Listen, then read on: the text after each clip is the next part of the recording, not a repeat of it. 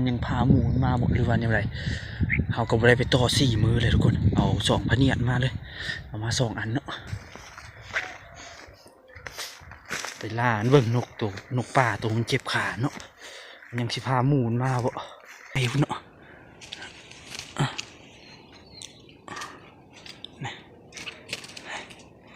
ตอนนี้เห็นแต่ดอกแตงทุกคนมันมากินหมากเล็บแมวนะ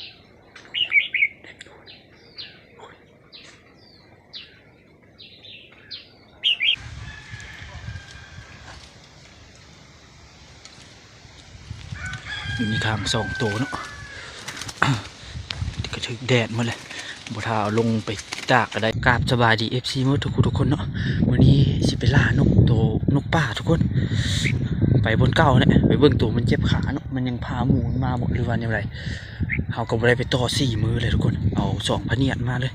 เอามา2 อันเนาะตัวนี้เป็นนกตัวเก่าสิไปลองเบิ่งมันยังสิฮ้องสินั้นบ่ห่างกับหักคือเก่าทุกคนบุ่นอุยปุ้ยและหางมันเอาตั้งแต่เขาใส่พะเนียดนี่ตัวนี้ก็ลองเบิ่งมื้อนี้ก็ลมแห้งเลยทุกคนหากเห็นแดดออกแต่เช้านะก็เลยลองลงมาเบิ่งล่านกคือเก่าเนาะทุกคนไปเบิ่งนกยังสิมาบ่ก่อมากนะไปเบิ่งมากเลยว่ามันยังเหลือหลายช่ำใดเนาะพุ่นละ มวนเฮาสิไปก็ทุกคนแจ่เนินแหละแจ่นาเนาะแจ่นาเก่าวังเก่าอะไรทุกคนเลยแต่ว่าลมเริ่มแห้งเลยทุกคนตอนนี้เฮาสิเกาะต่ำเอาเนาะบ่ได้เกาะสูงเกาะลีพัดลมเอาเกาะในป่าในพุ่มเอาเนาะ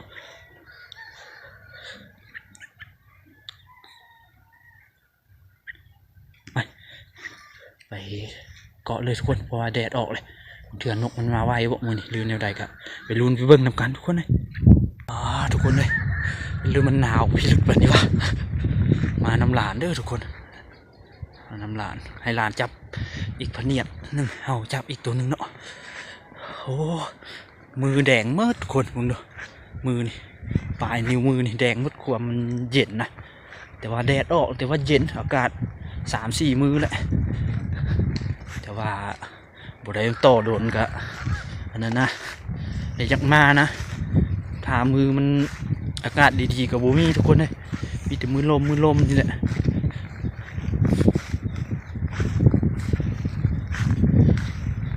วันนี้พาหลาน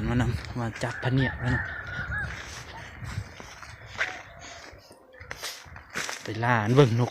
นกป่าตัวมันเจ็บขาเนาะยังสิพาหมูมาบ่เอาได้แล้วก็3 ตัวเนาะอยู่ก็ยังเหลือเห็นมือหันเห็น5เนาะมือเขามาต่อทำอิฐได้3เนี่ยยังเหลือ2แต่ถ้าเบิ่งลุ้นไปเบิ่งนำกันเนาะทุกคนเขาก็เกาะไว้กับสินั่งจอบคือเก่าเลยทุกคนเลยสินั่งอยู่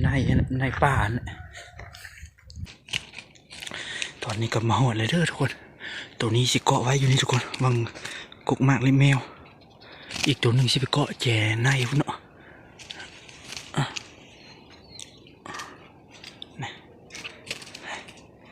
ตอนนี้เห็นแต่ดอกแตงทุกคนมันมากินหมากเล็บแมวนะมือนี้ก็แดดอยู่แต่ว่าโอ้โหเย็นกันนุ่งเสื้อ2-3 ตัวก็ยังว่าเย็นนะแดดออกอีกแต่ก็คือชิลมแห้งอยู่สวยมาเนาะไปเกาะอีกตุ้มหนึ่งก่อนทุกคนลานกันอยู่มาน้ำลานวันนี้นะตอนนี้ก็มาเกาะพะเนียดตัวนี้อยู่นี่นะ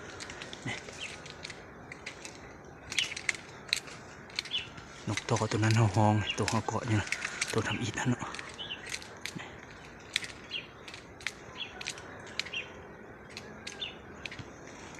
ไปนั่งจอบไปลุ้นเบิ่งนำกันทุกคนนกป่าสิมาบ่มึงนกมันก็มานกดำตัวใหญ่ๆครับไปออกไปละเย็นนะคนไปนั่งเบิ่งมันสิห้องบ่ตัวเบิ่งเอามาต่อโดนเนี่ย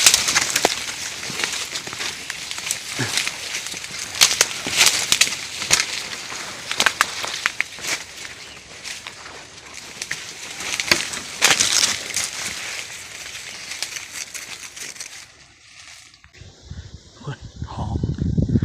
อยู่ทุกคนเด้ห้องอยู่นกต่อตัวเก่าเขานะ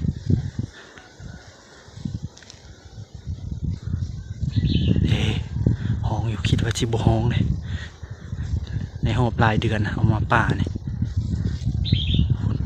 ห้องดีอยู่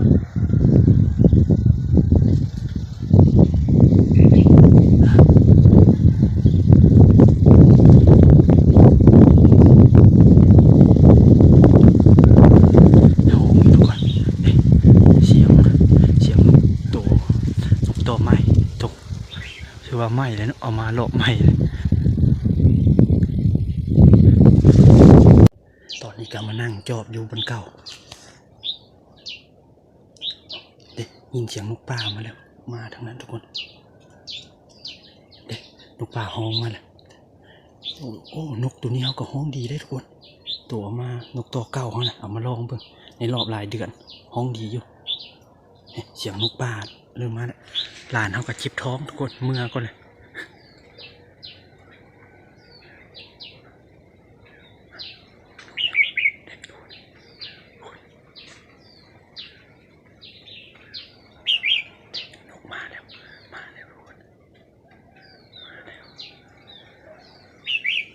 นกปลามาเลยเนี่ย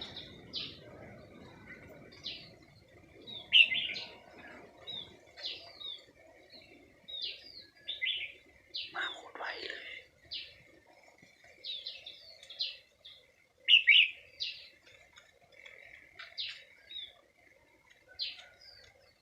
โอ้ทุกคนเขามาโคตรไวเลยแต่ว่าบินออกไปเลยเขามาเนี่ยออกไปห้องนั่นเลยเอาสังเกตเบิ่งแม่นตัวเจ็บขาเลยทุกคนเมื่อกี้ยังห้องอยู่พุ่นนะแถวห้วยน้ำพุ่นนะพุ่นนึงบินมาเลยผู้จับกุ๊กไม้เลยบินลวดมาเลยทุกคนเขามาหานกเขาเลยบินออก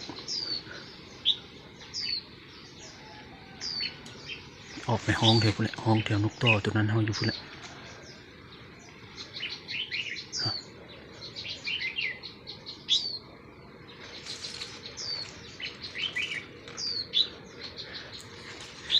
บึกจะมีหมูมานำหรือมันมาตัวเดียวนกตัวนี้นะออกไปห้องอยู่พุ่นทุกคนห้องอยู่พุ่นแหละ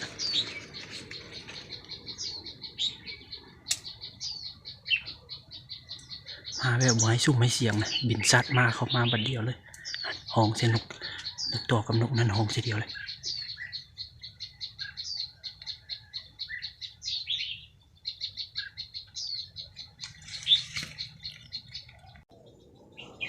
ทุกคนงอยมาไหมห้องโคตรดีเลยนกตัวนั้นเขาก็ห้องดีขนาดทุกคนนี่นกป่าห้องนกตัวเขาก็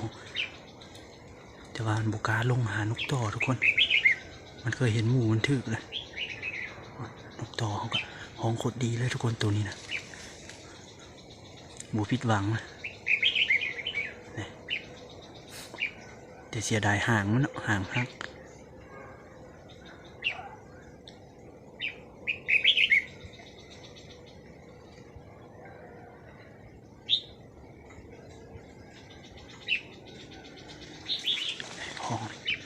ลงมาเลยทุกคนเจอลงอ่ะเมื่อกี้จับถึงต้นตัวนี้ทุกคนเนี่ยเจอลงมันนกตัวเขาซัดใส่เลยห้องใส่เลย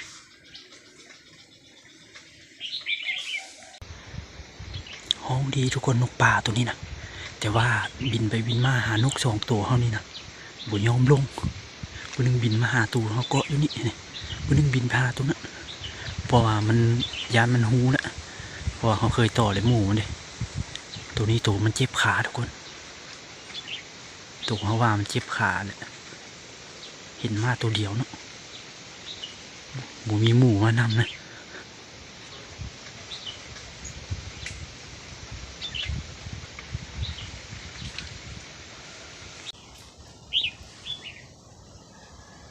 บกล้าเข้าทุกคนบกล้าโตนเนาะบินไปบินมาอยู่แล้วออกไปหานกเขา2 ตัวเลยเอาสังเกตบ้างนะเขายืนเบิ่งหัวยอมโตนตัวนี้เพราะว่าอะไรมันมาตัวเดียวเลยมันเคยเห็นหมูมันถึกทุกคนมันเลยย้านเลยเนี่ยเลยออกไปห้องแถวนอกนกเฮาตัวเอามาลองมื่อนี้ก็ถือว่าผ่านทุกคนห้องดี เนี่ยมันเป็นนกต่อเก่าเขาเนาะห้องโคตรดีเลยโอ้นกป่าอยู่ทางนกตัวนั้นเฮาเลยพวกห้องอยู่เฮากาซีขึ้นเงื่อนก่อนทุกคนเลยอยู่นี่โดนลายกันหนาวทุกคนมือถือว่าแดงอยู่ปลายมือแดงมืดบินไปบินมาอยู่ทุกคนนี่ออกเข้ามาห้องเลยฮะกะเอาสิครับเมื่อขึ้นเมื่อกินข้าวกินนั่นเลยจึงลงมาเบิ่งทุกคนเลยลมก็ให้เริ่มแห้งแล้วสวยมาเลยออกมาถึกแดดยังอุ่นทุกคนเลยนกนะมาหานกตัวนี้บินไปบินมาอยู่ทุกคนบุกล้าลงแต่ว่ามันบินไปบินมาอยู่มันมาตัวเดียวเลยเอากาพุ่นแหละทุกคนที่ขึ้นเมื่อกินข้าวกินน้ำได้ก็ประมาณตอนนี้ก็9 โมงเลยทุกคน11 โมงถึงลงมาลงเป็นห้องไปขึ้นเมื่อเฮือนก่อนทุกคนนะปะไว้นี่ไอ้นก11 โมงถึงลงมาเนาะขึ้นมาห้องเฮือนเลยทุกคนนะนกอะเดี๋ยวนี้2 ตัวเฮาอันนั้นกลางทางคางมันเนี่ยขนาดนี้ก็ยังไงต่ำหัวเติกมันนะ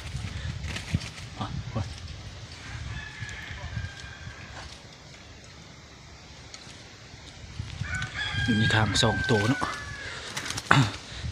กระทึกแดดหมดเลยบัวทาเอาลงไปตากก็ได้ทุกคนหอยวันนี้กระทึกแดดเลยนะ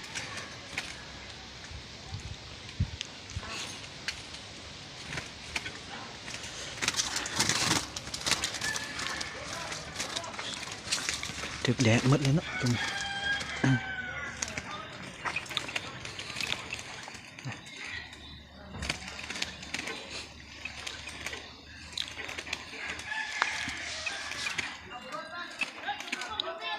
ไปรุ่นเบิ่งพะเนียดเฮานำกันเนาะ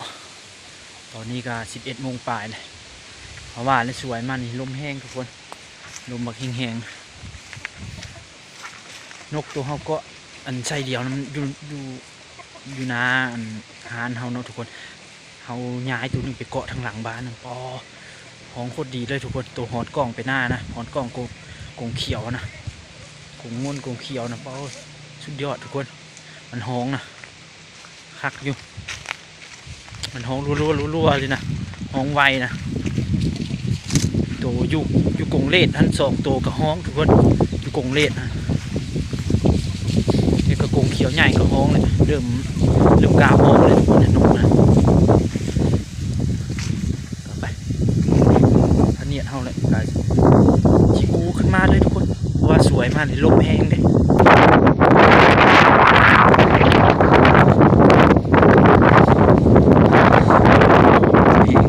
ทุกคนเลย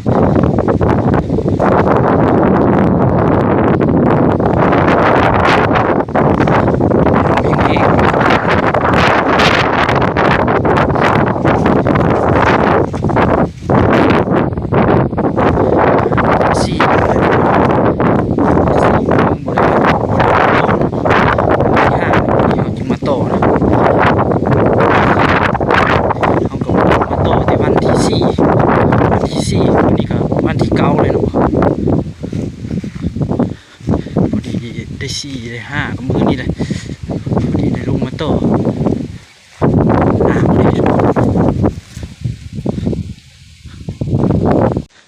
ลงมาฮอดแล้วทุกคน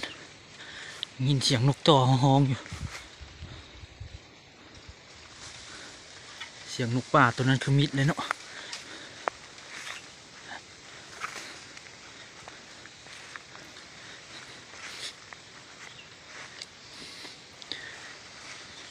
ก็ยังไปต่ออยู่บนอื่นอยู่ทุกคน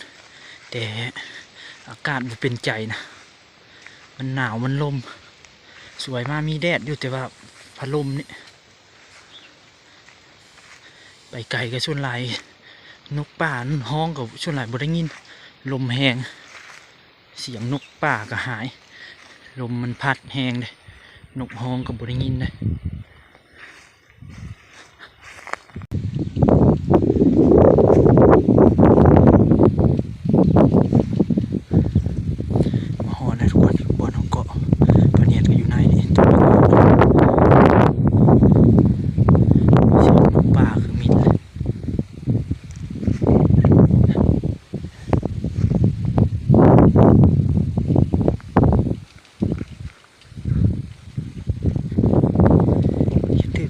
ถึงแล้วเนาะทุกคนป่าไป2 ชั่วโมงเลย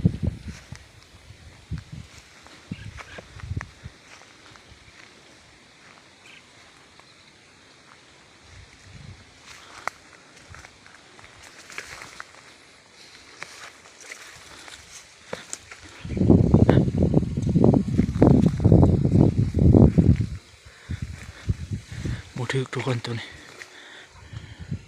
นกบูมาเนี่ยอยู่ไหนฮะ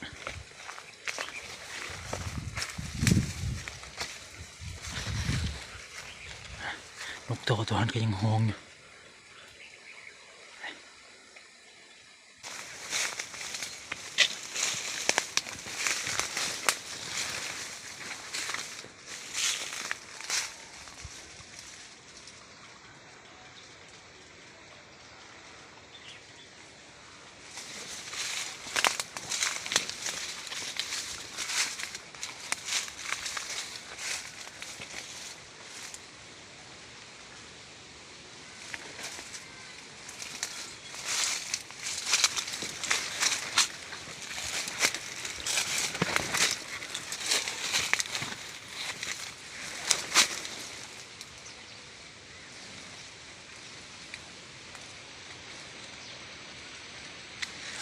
เนี่ยเนาะ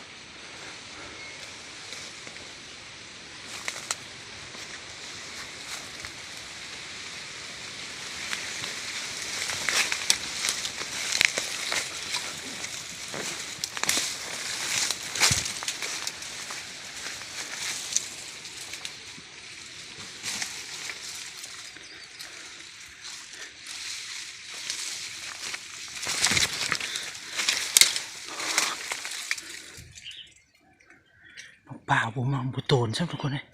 นกป่ามันยานแล้วมันหนีเลยเพราะมันมาตัวเดียวเลยทุกคน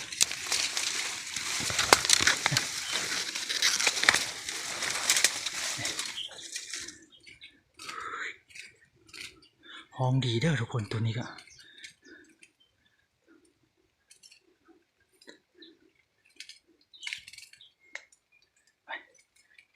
กูพเนียดตัวนี้จึงไปกูพเนียดตัวนั้นจึงออกไปนะทุกคนพเนียดละกูพเนียดก่อน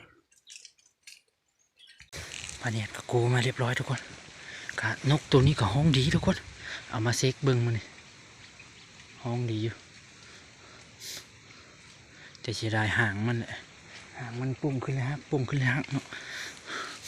นกต่อกับมาตัวนกป่ากับมาตัวเดียวทุกคนมากับเพราะว่ามันสลัดเลยเนาะตัวหรือว่ามันสลัดแหละมันบินมาเขามามันกับบุโตนนะทุกคนพอมันมาตัวเดียวเนี่ยแต่ก็มันเคยเห็นหมูมันถึกเนี่ยเนาะตัวนี้นกตัวมันเจ็บขาตัวนี้นะนกป่าตัวนี้ยันบินกลับขึ้นไปทางมันมาพุ่นแหละไว้น้ำพุ่นแหละ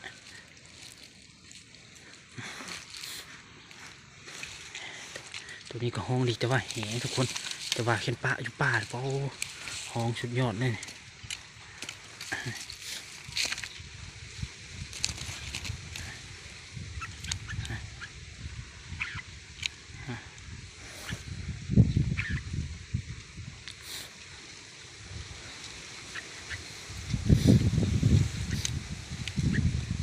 หาโดนๆเขา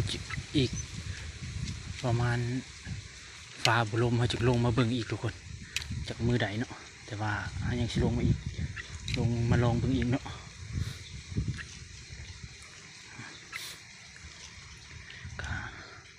เอากะสิขึ้นเมื่อเลยทุกคนเลยกะคลิปนี้กะจบเพียงเท่านี้ทุกคนฝากอีพีทุกคนเนี่ยเข้ามาเบิ่งกะฝากกดไลค์กดแชร์เนี่ยเนาะกะหลายคนทักแชทมาทางอันนั้นเนาะมาส่งไทยได้บ่FC ฝั่งไทยอยากได้เนาะแต่ก็ยังบ่มีวิธีส่งทุกคนเลยแถวเฮามันบ่มีรถบ่มีนั้นเนาะบ่มีรถทัวร์ข้ามไปไทยนะเอาก็สิขึ้นเมื่อเลยทุกคนกะคลิปนี้กะสิจบลงเพียงเท่านี้เนาะเจอกันคลิปหน้าเด้อทุกคน